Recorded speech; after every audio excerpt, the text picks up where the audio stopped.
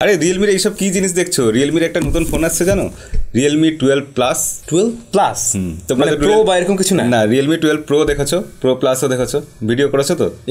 Realme 12 plus বলে একটা phone আসছে। মানে সিরিয়াসলি? হ্যাঁ সিরিয়াসলি। মানে এটা কি একটু দামি ফোন এরকম টাইপের নাকি একটু কম দামে আসতে পারে এরকম কোনো? না, এই সিরিজে একটু কম দামের দিকে বাজেট সেন্ট্রিক ফোন হবে এবং এই ফোনে অনেক ভালো ভালো জিনিসপত্র আছে। বাট নাম শুনে যা বোঝা যাচ্ছে প্লাস, মানে সাইজটা একটু বড় হতে পারে, হয়তো বড় ভাইদের তুলনায় একটু ছোট কিছু থাকতে পারে ভিতরে, এরকম তো? একদমই, 12-এ সবকিছু 8 ছিল না তো, ওই জন্য প্লাস দিয়ে আর একটু বেশি ঢুকিয়ে দিয়েছে মাল মশলা।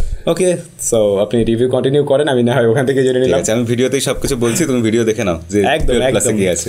ওরে বাস, রিয়েলমি করেছেটা কি? আবার মনে হচ্ছে সেই পুরনো রিয়েলমি ফিরে এসছে।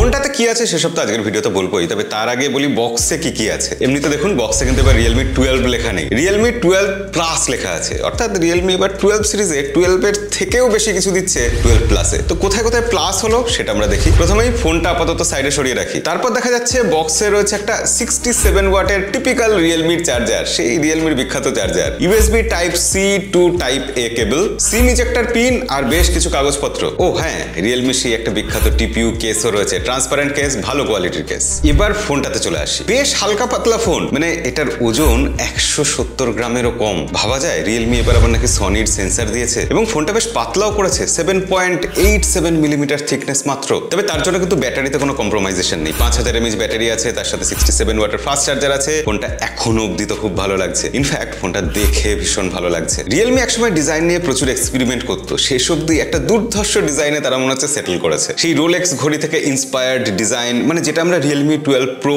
প্রো প্লাসে পেলাম, সেই একই ডিজাইন আমরা কিন্তু অনেক কম দামে রিয়েলমি 12 প্লাসেও পাচ্ছি। তবে এখানে ক্যামেরা হাবের চারদিকে যে সেই মেশিনের থ্রেডের মতো কাটা কাটা ব্যাপারটা সেটা নেই। ব্যাক সাইডে ভেগান লেদার আছে আর ফ্রেমটা কিন্তু একদম ফ্ল্যাট। সব মিলিয়ে বেশ ভালো লাগছে, ইন হ্যান্ড ফিলিং ভালো, দেখতে ভালো, লুকস আর ডিজাইনের জন্যই শুধু এই ফোনটা কেনা যায়। কিন্তু বাদবাকি জায়গা সেখানে কি হচ্ছে? ডিসপ্লেটা 6.67 ইঞ্চি, একটা 120 হার্টজের AMOLED display. Obviously full HD plus এই ডিসপ্লেটা 2000 নিট পিক ব্রাইটনেসের, আউটডোর ভিজিবিলিটিতে সমস্যা হয়নি। রিয়েলমির ফোনে অ্যামোলেড ডিসপ্লে হলেই আমাদের বহুদিন আগে একটা অভিযোগ থাকতো যে সেটা ব্রাইট হয় না। এবার কিন্তু রিয়েলমি সেই অভিযোগ করার কোনো জায়গা রাখেনি। এছাড়া ডিসপ্লেটার screen to body ratio 91.4%। Screen to body ratio ব্যাপারটা কি আমরা কিছুদিন আগে কিউএনএ ভিডিওতে বলেছি, সেটা দেখলেই বুঝবেন যে 91.4% মানে যথেষ্ট ভালো স্ক্রিন টু বডি রেশিও। চিন বেজেল যথেষ্ট কম আছে। এছাড়া ফোনের যে ছোটখাটো ব্যাপারগুলো থাকে যেগুলো আসলেই ইম্পর্টেন্ট, যেমন ডুয়েল স্টেরিও স্পিকার এখানে আছে, হাই রেস অডিওর সাপোর্ট সেটা এখানে আছে, ব্লুটুথ 5.2 আছে, ওয়াইফাই এর দুটো ব্যান্ড আছে, 5 গিগাহার্টজ আর 2.4 গিগাহার্টজ,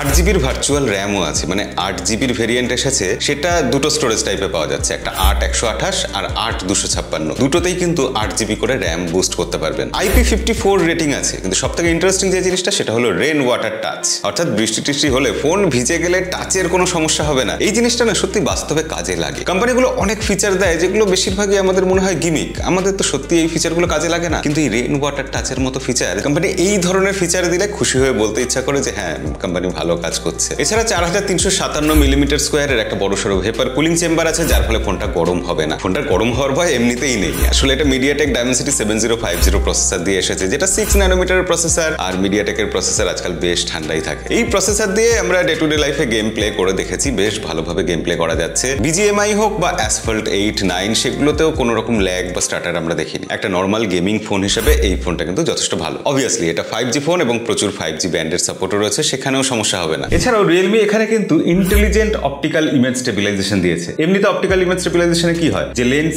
বিভিন্ন রকম ভাবে নড়ে চড়ে জিনিসটাকে স্টেবল করে। এখানে অপটিক্যাল ইমেজ স্টেবিলাইজেশনের ক্ষেত্রে ফ্রেম রিসেটের যে স্পিডটা সেটা 8 মিলিসেকেন্ড, মানে 40% ইমপ্রুভমেন্ট হচ্ছে লেন্স রিসেটের ক্ষেত্রে। এটা কিন্তু শুধু ভিডিওর ব্যাপার না, যখন আমরা ছবি তুলছি যাতে ব্লারি ছবি না আসে সেই সব ব্যাপারে রিয়েলমি কিন্তু এখানে কাজ করেছে, সত্যি ভালো কাজ করেছে। সোজা কথায় সনির সেন্সার LYT600 যে সেন্সারটা, সেই সেন্সারটা এই ফোনে কিন্তু ভালোভাবে ইমপ্লিমেন্ট করা হয়েছে। 50 মেগাপিক্সেলের সেন্সার ভালো কাজ করেছে। এই ফোনেই দেওয়া হচ্ছে একটা 8 মেগাপিক্সেলের আলট্রা ওয়াইড অ্যাঙ্গেল লেন্স, সেটা দিয়ে আমরা 2-4টা ছবি তুলেছি, ভালোই ছবি উঠেছে। আর এই 8 মেগাপিক্সেলের ক্যামেরাটা 112 ডিগ্রি আলট্রা ওয়াইডে ছবি তুলছে, সেটাও কিন্তু এই দামে যথেষ্ট ভালো। এখানে সিনেম্যাটিক পোর্ট্রেট অ্যালগোরিদম রয়েছে, যার ফলে আমরা বুকে ইচ্ছা মতো বাড়াতে কমাতে পারবো। এই যে বুকে বাড়ছে কমছে এই ব্যাপারটা আমরা ইচ্ছা মতো করে নিতে পারবো, সিনেম্যাটিক পোর্ট্রেট। এছাড়া অ্যাপারচার অ্যাডজাস্ট করতে পারবো, AI বিউটি ইউজ করতে পারবো, এরকম ভাবে আমরা ইচ্ছা মতো সবকিছু করতে পারবো, ডিটাচ করতে পারবো। এছাড়া এখানে বিভিন্ন রকম ফিল্টার রয়েছে, ভিভিড, ওয়ার্ম, এইসব তো রয়েছে। এছাড়াও ফিল্ম 1, ফিল্ম 2 এরকম সব বিভিন্ন মোড রয়েছে, যেখানে লাইফ অফ স্পাই থেকে ইন্সপিরেশন রয়েছে। Memory filter, Maverick filter, cyber punk filter, বহু রকম এখানে ফিল্টার রয়েছে, অপশন দিয়ে দিয়েছে রিয়েলমি। আর যেহেতু এখানে 50 মেগাপিক্সেল পোর্ট্রেট ক্যামেরা রয়েছে, তাই 1x বা 2x আমরা ইচ্ছা মতো পোর্ট্রেট নিতে পারবো। এখানে 12x এ ফটো তোলা হচ্ছে, তারপর সেটাকে সেন্সরের মধ্যে দিয়েই জুম করা হচ্ছে, যার ফলে জুমটা লসলেস হচ্ছে এবং তার ফলে পোর্ট্রেট ছবি এরকম এতটাই ভালো উঠছে। রিয়েলমি এখানে শাটার স্পিড খুব বাড়িয়ে দিয়েছে, যার ফলে আমরা 1 মিনিটে 208টা ছবি নিতে পারবো, কোনো শাটার ল্যাগের ব্যাপারই নেই। এছাড়া রিয়েলমি এখানে ইন্টেলিজেন্ট অটোফোকাস মোড দিয়ে দিয়েছে, যার ফলে খুব দ্রুত অটোফোকাস লক করে ফেলছে।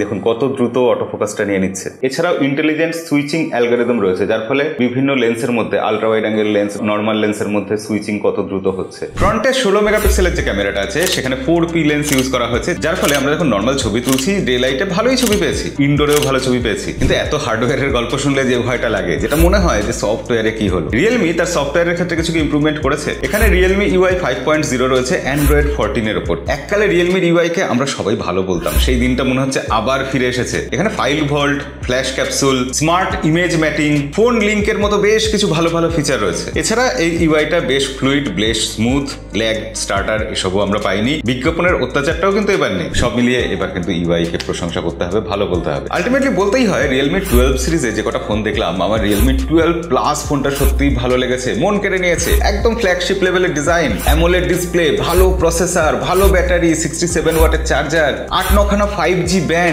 ডুয়াল স্টিরিও স্পিকার এবং তার সাথে সাথে একটা ঠিকঠাক ইউআই। ওহো, ক্যামেরাটাও কিন্তু বেশ ভালো। সব মিলিয়ে রিয়েলমি 12 প্লাস ফোনটা রেকমেন্ড করার মতো ফোন। কিন্তু এই ফোনটা কত দামে আসবে আমার সত্যি এক্স্যাক্টলি দামটা জানা নেই। ডেসক্রিপশনে লিংক দিয়ে রাখবো, সেখান থেকে দামটা চেক করে নেবেন, কারণ আমি এই ভিডিওটা ফোন লঞ্চ হওয়ার অনেক আগে বানাচ্ছি। কিন্তু আপনাদের কি মত, এই ফোনটা কত দামে আসলে একদম ঠিক হবে, পারফেক্ট হবে, পয়সা উসুল হবে? কমেন্টে লিখে অবশ্যই জানাবেন। আর ভিডিও ভালো লাগলে লাইক করতে ভুলবেন না। দেখা হবে পরের ভিডিওতে। আজকের মতো বিদায়।